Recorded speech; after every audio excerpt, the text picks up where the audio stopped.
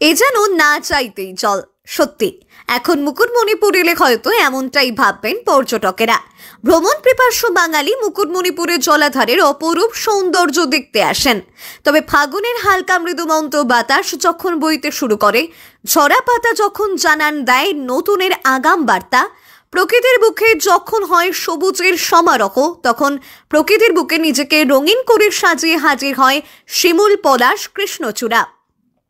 খাতড়ার মুকুটমণিপুর জলাধারের পাশাপাশি তাকালেই দেখা যায় পলাশের অপরূপ সৌন্দর্য। ব্যস্ত চলমান জীবনের একঘেয়েমি কাটিয়ে পলাশের সৌন্দর্য উপভোগ করতে এখানে ছুটে আসেন অনেকেই। লাল, হলুদ, পলাশ আর শিমুলের রং বাহারি সাজায় মুগ্ধ হন পর্যটকেরা। সঙ্গে বাড়তে পাওনা মুকুটমণিপুর জলাধারের সৌন্দর্য।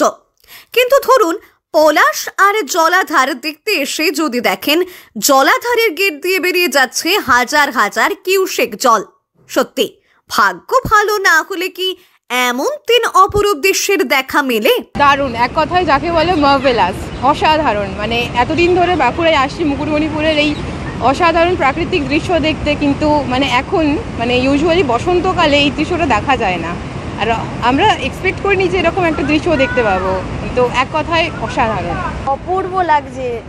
আমরা এসেছি বেসিক্যালি এই সময় বসন্তে পলাশ ফুল দেখতে, দোলের সময় এখানে পলাশ ফুল ফোটে, সেইটা দেখতে এসে এখানে এসে দেখছি, মুকুটমণিপুরে এসে দেখছি এখানে ড্যামে জল ছেড়েছে। অপূর্ব সেই দৃশ্য, যেন মনে হচ্ছে সি বিচে দাঁড়িয়ে আছি। এত সুন্দর এখানকার দৃশ্য লাগছে। আমরা সেই সুদূর কলকাতা থেকে এসেছি, কিন্তু এসে যে এরকম ডবল পাওনা পাবো সেটা ভাবতে পারিনি।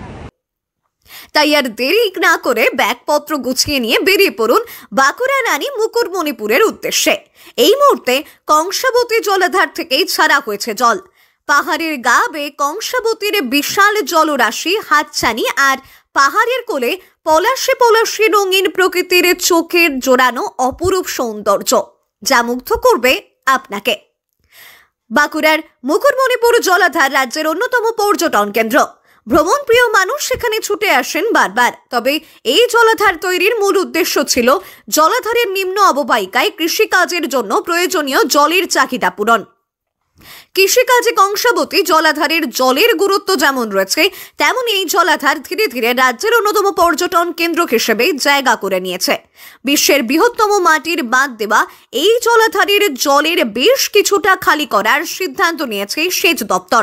সেচ দপ্তর সূত্রে খবর, 20 মার্চ থেকে প্রায় 10 দিন ধরে জল ছাড়া হবে জলাধার থেকে। সেচ ও জলসম্পদ দপ্তর থেকে এক বিজ্ঞপ্তির মাধ্যমে এই খবর জানানো হয়েছে। কংসাবতী জলাধার থেকে বিপুল পরিমাণ জল কংসাবতী নদীতে ছাড়া হবে। এছাড়াও আগামী এপ্রিল মাসের 1 তারিখ থেকে কংসাবতী জলাধারে সংস্কারের কাজ শুরু হবার কথা। সেই কারণেই জল ছাড়া হচ্ছে বলে প্রশাসন সূত্রে খবর। আর দেরি কেন? তাহলে বেরিয়ে পড়ুন মুকুটমণিপুর জলাধারের ব্যতিক্রমী এই অপরূপ দৃশ্য দেখতে। ব্যুরো রিপোর্ট, গ্রাম বাংলা।